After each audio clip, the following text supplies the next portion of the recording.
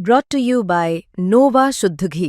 जब जब खाए दिल खुश हो जाए, सदियों का नोवा शुद्ध देसी घी, सपना स्वस्थ भारत का। I love ghee. Manisha case की बात कर लेते हैं दोस्तों। नमस्कार, आप देख रहे हैं क्राइम तक। इस केस में क्या अपडेट है वो आपको बताता हूं। सबसे पहले आपको लगातार इस केस से संबंधित मैं वीडियोस तमाम बनाता भी जा रहा हूं, रोज भी अपडेट दे रहा हूं। अब जो अपडेट आया वो ये आया है कि ढिगावा एक जगह है जो कि सिंघानी गांव के पास है। वहां पर लाइब्रेरी थी जहां पर जो शिक्षिका थी मनीषा वो जाती थी पढ़ने के लिए। सीबीआई की टीम वहां पहुंची और वहां इन्वेस्टिगेशन की।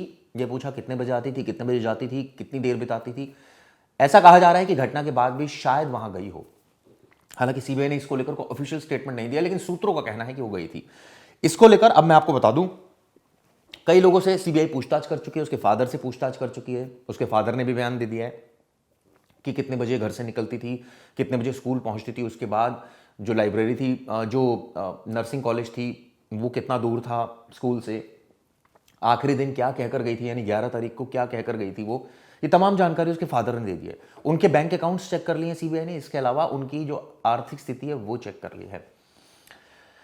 अब इस मामले में कुछ और विटनेसेस है, यानी कि वो गवाह जिन्होंने मनीषा को देखा था, उसके डेड बॉडी को देखा था जिस पर जानवर जो है उसको नोच रहे थे, उनके बयान रिकॉर्ड कर लिए हैं। इसके अलावा कीटनाशक जहां से खरीदा गया था तथाकथित, उस जो दुकानदार के बयान दर्ज कर लिए गए हैं। इसके अलावा कई सारी सीसीटीवी निकाली गई हैं मौके से। आप ये देखिए, 3 तारीख से सीबीआई की टीम वहां पर डटी हुई है और लगातार इन्वेस्टिगेशन कर रही है। हम सबको पता है पीडब्ल्यूडी के रेस्ट हाउस में टीम मौजूद है और बारीक से बारीक सुराग को खंगाल रही है। इस मामले में जो सबसे अहम पहलू निकलकर सामने आया था कि सीबीआई के सामने एक ऐसा केस था कि गांव वाले कह रहे थे हत्या का मामला है, जबकि जो पुलिस की इन्वेस्टिगेशन थी, यानी हरियाणा पुलिस की, वो कह रही थी सुसाइड है। सुसाइड नोट भी पुलिस ने, सीबीआई ने रिकवर किया। इसके अलावा तमाम डॉक्यूमेंट्स लिए, पोस्टमार्टम 3 पोस्टमार्टम हुए, उन तमाम रिपोर्ट्स ली। लेकिन अभी तक की जो जांच इशारा कर रही है वो यही कर रही है कि 2 थ्योरीज के बीच में सीबीआई उलझी हुई है। पहली, क्या ये खुदकुशी का मामला है या फिर ये हत्या का मामला है। अगर हत्या का मामला है तो हत्यारा कौन है, किस हथियार से हत्या की, किन परिस्थितियों में हत्या की, वजह क्या थी हत्या की, यानी मोटिव क्या था। इन तमाम चीज़ों पर, पहलुओं पर ध्यान सीबीआई दे रही है। दूसरी, और अगर ये खुदकुशी का मामला है तो इसके पीछे क्या वजह थी, सुसाइड नोट मिलना, कीटनाशक जहाँ से खरीदा उसका बयान, इसके अलावा पोस्टमार्टम रिपोर्ट, यानी कई ऐसे साइंटिफिक एविडेंस है जिसको सीबीआई झुटला नहीं पा रही है, यानी कि जिसका कोई सानी नहीं है।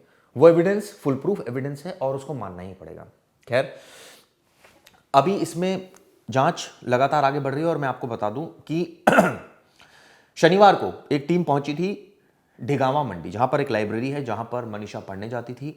वहां करीब आधे घंटे तक रुकी, लाइब्रेरी संचालकों से पूछताछ की और पूरे जो सबूत है वो खंगाले। आपको बता दें कि जांच अब अंतिम चरण में, इस तरह की जानकारी निकलकर सामने आ रही है कि अब ऑलमोस्ट कंप्लीट कर चुकी है सीबीआई जांच, क्योंकि हम सबको पता है कि पिछले 13 दिनों से वो जांच कर रही है सीबीआई।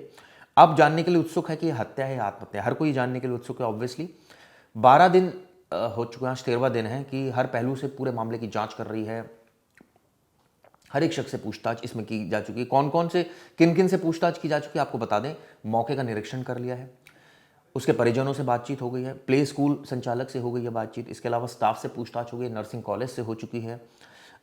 इसके अलावा जिन्होंने बॉडी को डिटेक्ट किया था उनसे पूछताछ हो चुकी है। कीटनाशक दवाई जिसने दी थी उससे पूछताछ हो चुकी है।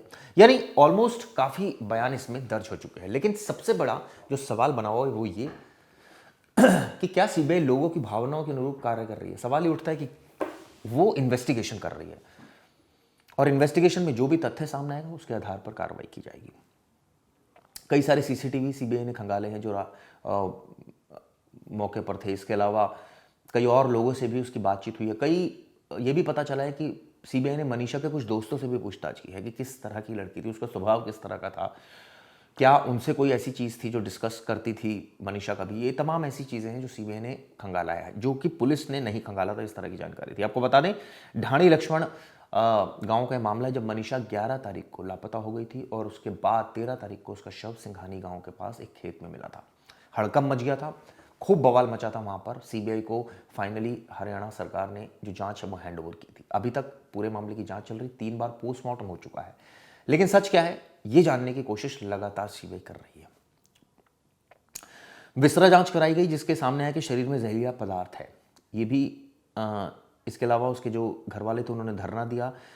बाद में एम्स दिल्ली में पोस्टमार्टम हुआ। अब जो कि सबसे इंपॉर्टेंट है, मृतका के पिता का बयान यानी संजय, इसके अलावा प्ले स्कूल संचालक का बयान, खाद्य बीज दवा विक्रेता का बयान, बकरी पालक सतपाल से बातचीत की जा चुकी है और इन सब के बयान कलमबद्ध किए जा चुके हैं। यानी कि ये वो तमाम लोग हैं जिनके बयान कलमबद्ध किए जा चुके हैं।